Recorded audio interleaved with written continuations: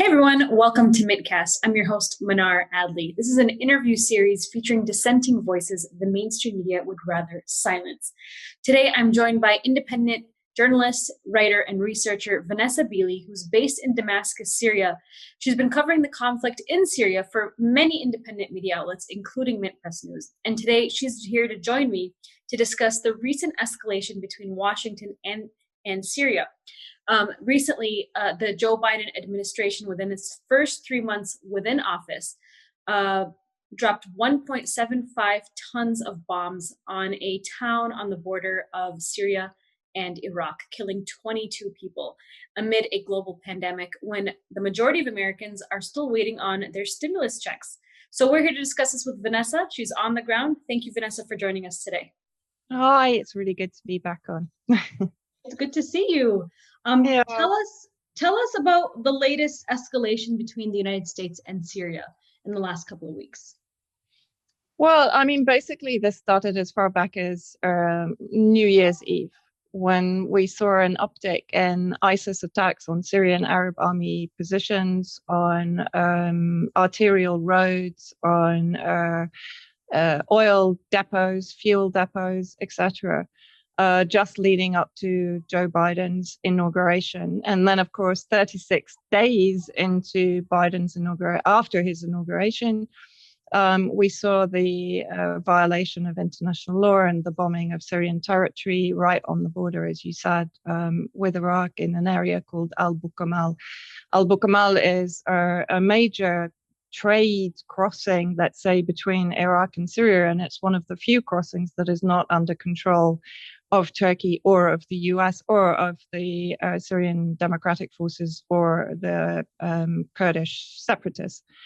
And so, therefore, this was a clear message from Joe Biden to the Syrian administration in Damascus and to its allies inside Syria, that it was not going to allow the continuation of trade across this border. It was going to shut down every aspect of trade for the Syrian government, on the basis, of course, on the pretext of self-defense, on the basis of an attack previously on one of the American occupation bases inside Iraq, but 500 kilometers away from where Biden actually launched his missiles, and killed, this is an important point to make, one of the members of the PMU, the Popular Mobilization Forces, that are described as an Iranian militia, but of course, actually, they are a militia that was established to fight ISIS.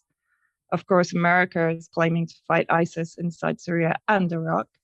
And the PMU comprises all the minority communities from inside Iraq. So although it receives some help from Iran, it effectively works very closely with the Iraqi government, with the Iraqi army. It's very much has a similar role to Hezbollah in that it's integrated into Iraqi society, and it has been responsible for the defeat of ISIS in many of the battles in Iraq.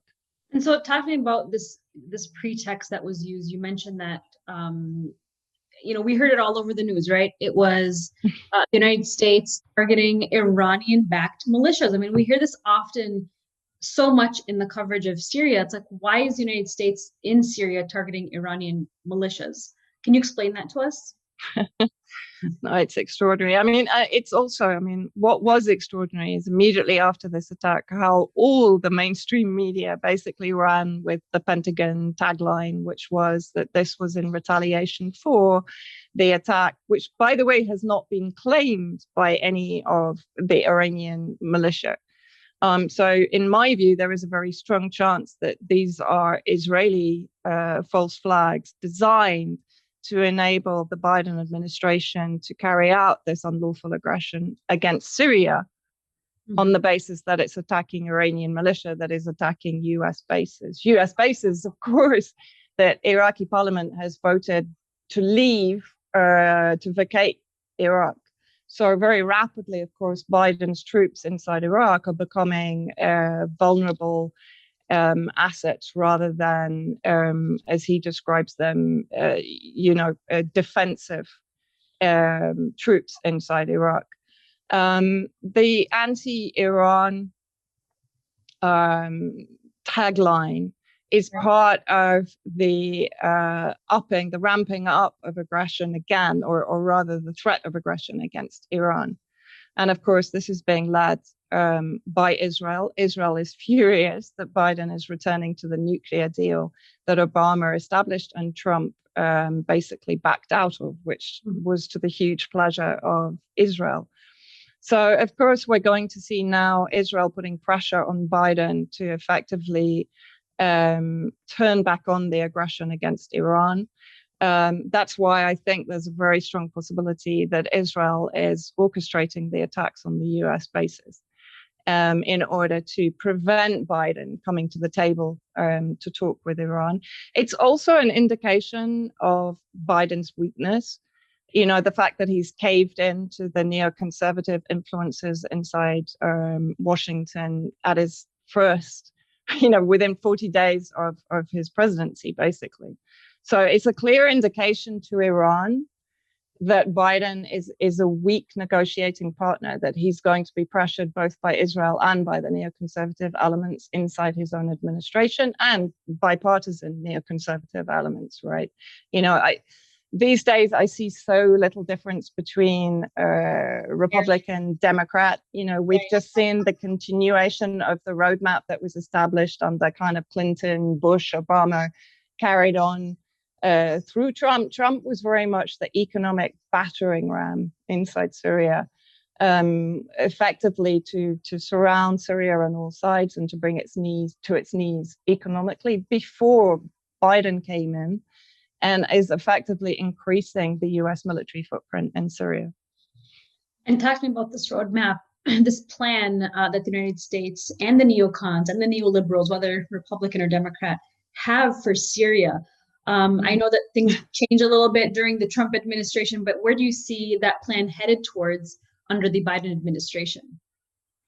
Well, I kind of have a theory about the Trump administration. If we go back to when Trump was elected, it was just after Russia actually intervened and the military tide started to turn in favor of the Syrian government and its allies.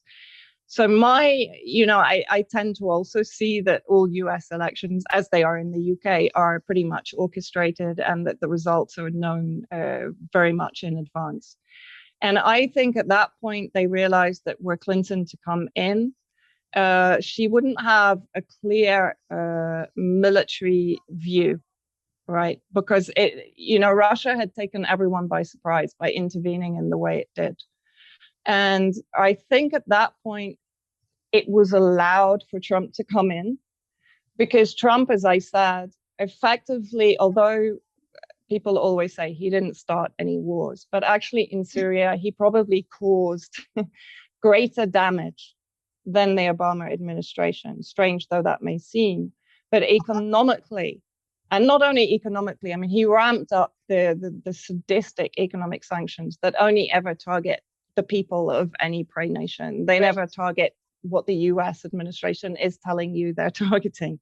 The same in Iraq, the same in Yemen, the same in Syria, in Venezuela, in Russia, in Iran, etc. Well, the claim is, like you said, it's a non-violent approach when really it's extremely sadistic and very. It actually kills more people, yes, I believe, than a military war. The hundreds of thousands of children that died in Iraq. I mean, that and they dare to call that non-lethal. It's one of the cruelest forms of collective punishment for a people of a nation that is being targeted by the US. It's very difficult to describe the effects of sanctions. I mean, I'm living here, I'm seeing them on a daily basis. And under Trump, the sanctions with the Caesar law, which was brought in 2019, I lose track a bit, of course, doubled down on the devastation of the previous sanctions. Sanctions here, of course, have been in effect since around 1979. And it's worth pointing out that one of the reasons that sanctions were imposed, I think, in the early 2000s, was because the US claimed that Assad was harboring the PKK, which then, of course, was known as a terrorist organization. Now it's known as the SDF, and it's are we US arming ally. those guys? Are we arming them? Of course we are. Yeah, are we arming them now?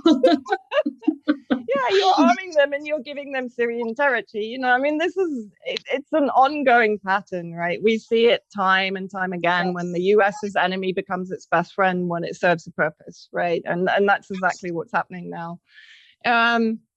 And so under Trump, we saw this increase of economic pressure, doubling down on the multi-spectrum war. We also saw the burning of crops, which I wrote about for Mint Press. Sorry, 1 second. Okay. The burning of crops, the stealing of the oil, the occupation of the oil fields, which is not because America needs the oil. It's basically to prevent the Syrian people from having the oil and to provide revenue for their proxies, in this case, both ISIS and the SDF. Then, we move on to Biden, and then we're almost back to what I call the Obama-Clinton roadmap, which is the toppling of the Syrian government, the cutting back of Iranian influence. I mean, this is the terrifying thing for Israel. It threatens its supremacy and its security in the region. Because were, for example, Iran to achieve road access through Iraq, through Syria, and down to Palestine, of course, this is the greatest fear for Israel, that Iran achieves this kind of access to its borders, right? You know, we've seen throughout the 10-year war, these kind of negotiations going on that Iran has to pull back from the border with the actual occupied territories of Syria in the Golan territories that Israel is occupying and annexing. And so what I see as this talk of aggression against, and of course, in the Israeli language, it's always preemptive, self-defensive aggression, right? Of course. I mean, we hear this time and time again. Oh, we're going to be aggressive to prevent them being aggressive against us, right? I mean, you know, we have it all the time. They are constantly, and in fact, the Israeli attacks have increased since Biden was elected. The Israeli attacks on Syrian territory have increased. And again, the pretext is always we're attacking Iranian militia. I mean, you know, this is complete violation of international law. The Iranian militia as such, or the official Iranian military, are here at the invitation of the Syrian government, the internationally recognized Syrian government that is defending itself against a huge number of hostile states that are invading its country with various proxy extremist groups that Israel is supporting with arms, with finances, with hospital treatment, medical treatment, etc. So we're back on the roadmap of subjugating Syria, of driving out, as they perceive it, the Iranian influence and expansionism, and toppling the Syrian government. Of course, now the Biden administration is kind of coating it in this honeyed language. They're saying, well, yeah, you know, we'll consider lifting the sanctions, but only if you effectively surrender completely, you know, and release all the Islamist prisoners. I mean, there was a paper written very early on in the Biden administration, and actually Peter Ford, former UK ambassador to Syria, has commented very acerbically about this. And he's basically said what this is effectively is a demand for the Syrian government to surrender, and then they will lift the sanctions, which again demonstrates exactly what sanctions are designed to do. And I'm glad that you talk about, you talked about a lot of things, but I'm sorry. Yeah. No, that's okay. That was a really great explanation of the conflict in Syria. But I think it's really important that you highlight Israel's role in the conflict, because whenever we're, consuming mainstream media news, or even some independent media outlets, they don't totally cover Israel's role in the conflict. And the truth is, just the way you described it, is that the war in Syria benefits really Israel. At the end of the day, Israel is the main beneficiary of this war in Syria. And Talk to me about the latest attacks on Syrian soil by Israel. You mentioned a couple that happened recently. Yeah, I mean, actually, again, since New Year's Eve, we've seen a number of Israeli attacks, and the one that was towards the end of February that I actually went and visited the area that came under attack, which was in to the west of Hama city, to the northwest of Damascus, just so people realize where it is. And they're actually a family of 9. Their house was hit by one of the Israeli missiles.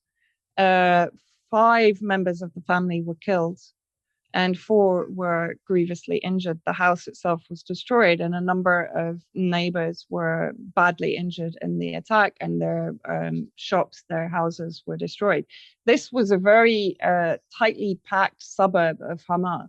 I mean, any rocket that hit there would have done terrible damage. And of course, none of this was even mentioned in Western media. I mean, I think the loss of life was just about touched on after a few days, when, the Syrian media had reported on it.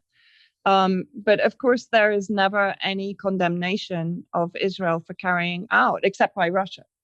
There is never any international condemnation of the Israeli attacks, because Israel always puts it under the pretext that we are under threat from the Iranian militia inside Syria, and therefore we have the right to defend ourselves. Mm-hmm. I mean, where have we heard that before? But I think, coming back to your point about this war benefits Israel, and yes, of course it does. I mean, even the US occupation of the territory to the east of the Euphrates, of course, this was part of the original Yinon plan for Israel to take the territory to the east of the Euphrates, right? And so therefore we have to see that the SDF, the Kurdish separatists, are being used as a settler instrument for both the US and for Israel. Israel supports the Kurdish separatists, right? I mean, right. It's clearly, it supported them already in Iraq, but it also supports them in Syria. And of course, what we're seeing very much is a repeat of what happened in Iraq, in the sense that the Kurds are being used to occupy the oil-rich regions. It is then being suggested that that area is partitioned and becomes autonomous. And of course, then it will be supported by the US and by Israel. It will be free from sanctions. This is another really important point to make about sanctions. While the sanctions apply to the Syrian people living under the protection of the Syrian state, it doesn't apply to US proxies, right?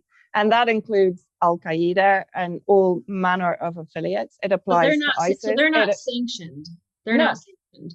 Oh, no, they're given every single benefit, aid, equipment, medical aid, food, revenue that they need, right? I mean, to give you an indication, the SDF are occupying the oil fields. They're receiving the majority of the revenue from that, but they also receive revenue from stolen wheat and barley, cotton, agricultural equipment, agricultural feedstuff. So all of this is depriving the Syrian people while giving revenue to the SDF. But swap over from the northeast to the northwest, and then the oil, processing is being done by Al-Qaeda. They've actually established a petroleum company called Watad.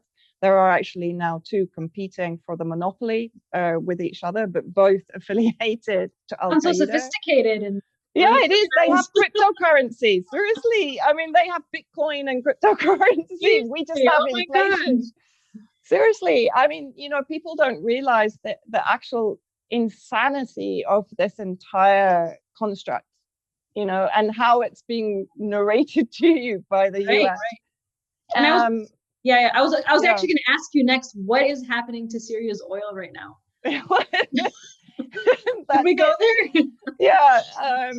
So basically, the oil that's being stolen in the northeast by the US proxy, the Kurdish separatists, is then being processed by Al-Qaeda in the northwest, and is bringing them in a huge amount of revenue when they resell that to Turkey, right? And in the same way, insanity. If I want a piece of that pie, I just have to go through Bitcoin, right? Get my Bitcoin wallet ready. Yeah. And the US itself is, I think it was just yesterday that I saw that the US itself was using its military trucks to steal wheat and grain and to take it away from Syria and down towards the Al Tanf base, American occupation base on the border with Jordan and Iraq. So all the time there are convoys, American convoys, taking oil, taking wheat, taking grain out of Syria in order to effectively bring the state to its knees. You know, it hasn't succeeded in defeating Syria militarily. So now, of course, we're seeing a very familiar pattern. Now it will use the multi-spectrum tactics. It will use, for example, now the US is doubling the ISIS camp in the northeast, funding by the UK, of course, one of the main partners in the US coalition in the destruction of Syria. So now they've decided they're going to expand the ISIS camp, holding camp in Hasaka in the northeast. That will mean that they will have 10,000 more or less ISIS terrorists under their control in a camp, which will be guarded by the SDF. Of course, the SDF benefit from this because they take bribes from ISIS. So there's a whole kind of mafia operation going on at this level also, which provides revenue. We know already that the US is training and recruiting and arming and equipping ISIS in Al Tanf. So the fact that they're establishing and expanding the ISIS camp in the northeast to 10,000 terrorists, we know that they have been ferrying those terrorists from the various US camps around Hasaka into the desert, close to Deir ez-Zor. From there, those terrorists are carrying out attacks against the Syrian Arab Army. We know that Americans have been ferrying ISIS into Iraq to retrain them, re-equip them, to turn them into a kind of super ISIS and then bring them back into Syria. So the increase in the camp is clearly a way of blackmailing Russia and Damascus. It's a way of threatening them, because clearly at any moment there can be a breakout from the camp. Right? And we know that the US is ferrying those terrorists around anyway to carry out isolated attacks. For example, in the last few days, we've had new ISIS attacks to the east of Salamiyah. Now that area had been completely cleaned of ISIS terrorists. Now they're back. Where have they come from? You know, they haven't just suddenly organically appeared out of nowhere. How many, years ago was it that Trump was claiming they'd completely defeated ISIS? ISIS is just the boogeyman. Absolutely. ISIS it's just the reason for the US to be here, just as Al Qaeda was in various other places. Exactly. And we've covered this in the past, for years, for pretty much a decade. The war on terror is basically just fueling more terrorism. It's not actually to fight terrorism. It uses an excuse to get into. Well, let's see how much terror has grown exponentially since the war on terror began. It has grown a lot, absolutely. We've covered it in like every country from Yemen to Iraq to Sudan to Somalia. I mean, these. Well, actually, have already expanded. In Yemen, we heard in the last 2 days that Turkey now is involving itself in the war against Yemen, and it is threatening to take terrorists from inside Syria and to transfer. Of course, this was already happening, actually. Right. ISIS terrorists were getting taken from Syria to Yemen even before, I think, maybe under Obama, that started. But now Turkey is talking about sending its Al-Qaeda affiliates from Syria, as it has done in Libya, of course, and in Azerbaijan, and sending them to Yemen. And actually coming back to that, while Israel is probably one of the biggest threats, Turkey is also under Erdogan. Because under Erdogan, you have a very similar expansionist lunatic in charge of the government with neo-Ottoman pretensions. And I think it was Kevork Almasyan who did a really good episode recently, and he made a lot of sense. He said the difference between Israel and Turkey is Israel occupies by force, which can never stand the test of time because there will always be pushback. But Turkey is cleverer. Turkey uses its Muslim Brotherhood roots, if you like, to occupy through incentivization, basically. I mean, that's why in Idlib they have cryptocurrency, they have electricity 24/7, they have Bitcoin, they have, I mean, literally, it's a thriving industry in Idlib because Turkey is making it possible to exist, right? And so that's how Turkey works. And it's a much more actually insidious way of occupying and annexing territory, because actually the people in that territory, predominantly Muslim Brotherhood extremists, whether they are Syrian or foreigners, believe that life is better under Turkish rule. You can see that in the demonstrations in Idlib, you know, calling for Turkey to come in, calling for Turkey to occupy them. So yeah, there's a huge difference between Turkey and Israel. And in some ways that makes Turkey as big a threat, if not a greater threat than Israel in some ways. Well, and now Syria is, from what I understand, is in the rebuilding stage in many places across Syria. Yeah. We've talked about this before. And based on everything you just described and explained, is that still the case? Yeah, it is. I mean, actually, you know, Syria is an extraordinary country. I mean, you know this from Palestine, and we see it in Yemen. We see it actually in all these countries that are part of the resistance bloc, that have for years suffered under sanctions, under the threat of military campaigns against them on some spurious pretext, whether it's weapons of mass destruction, or the chemical attacks in Syria, or the Benghazi rape stories, or the incubator babies. I can go on and on, right?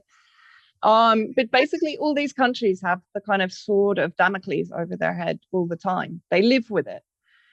And they are extraordinarily resourceful. I mean, take, for example, the air defense here. The Syrian air defense is archaic, but there are Syrian engineers who work all week, and then at weekends they go and modify the air defense to make it more effective. And this is very much what has enabled Syria to survive. It's the fabric of this society, the determination to maintain its secular way of life, and to not be subsumed by some kind of Islamist, extremist, backward thinking ruling force, which of course will be backed by all of the predator nations that are circling around it. You know, and the rebuilding is still going on, but it's very much a trickle process, because of course, under the Caesar sanctions, it's virtually impossible for example, the medical sector. I had a meeting with the Deputy Minister of Health last week. They can't get equipment. You know, many of their cancer wards are no longer functioning properly because they can't get replacement equipment for machinery, which is already old. And yeah, the rebuilding and restoration is going on, but it's going on very, very slowly.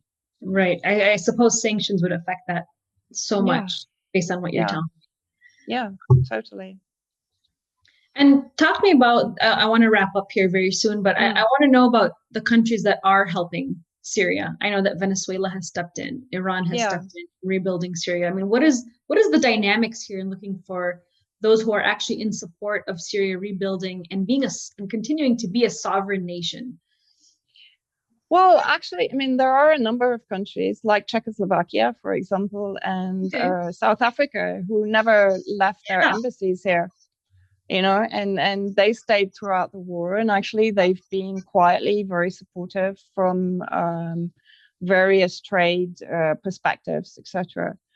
South Africa, for example, now the ambassador here is working very hard to persuade people in South Africa that it's safe to invest in Syria, etc., and to try and build those trade bridges.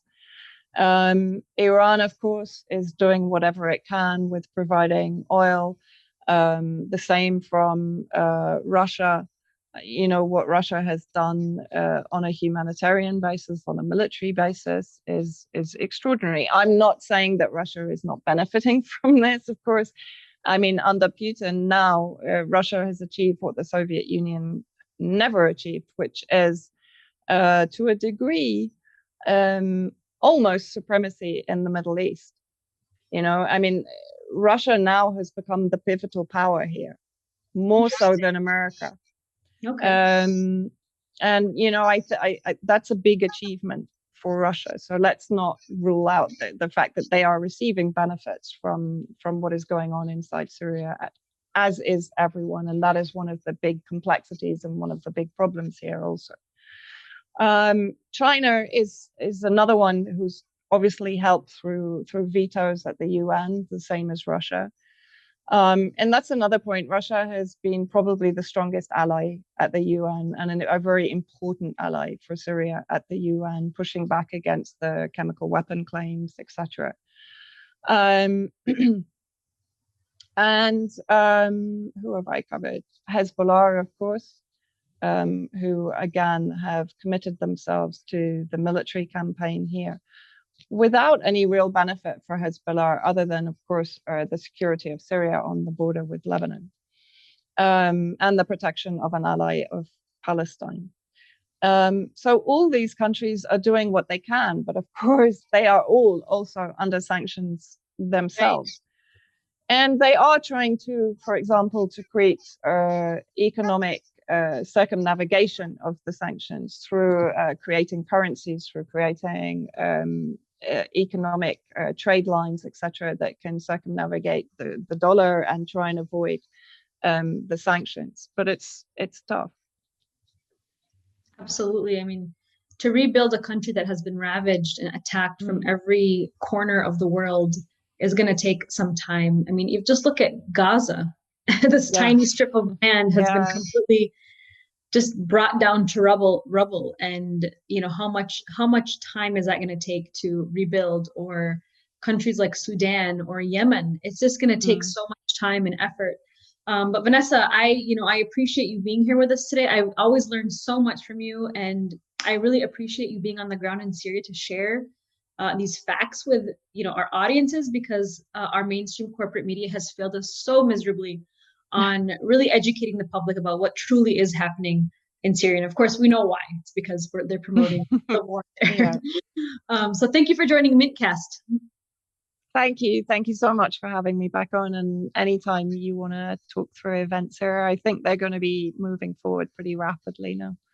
Absolutely. Well, we will definitely have you on again. So thank you so much, and we'll hopefully see you very soon. Thank you. Thank you.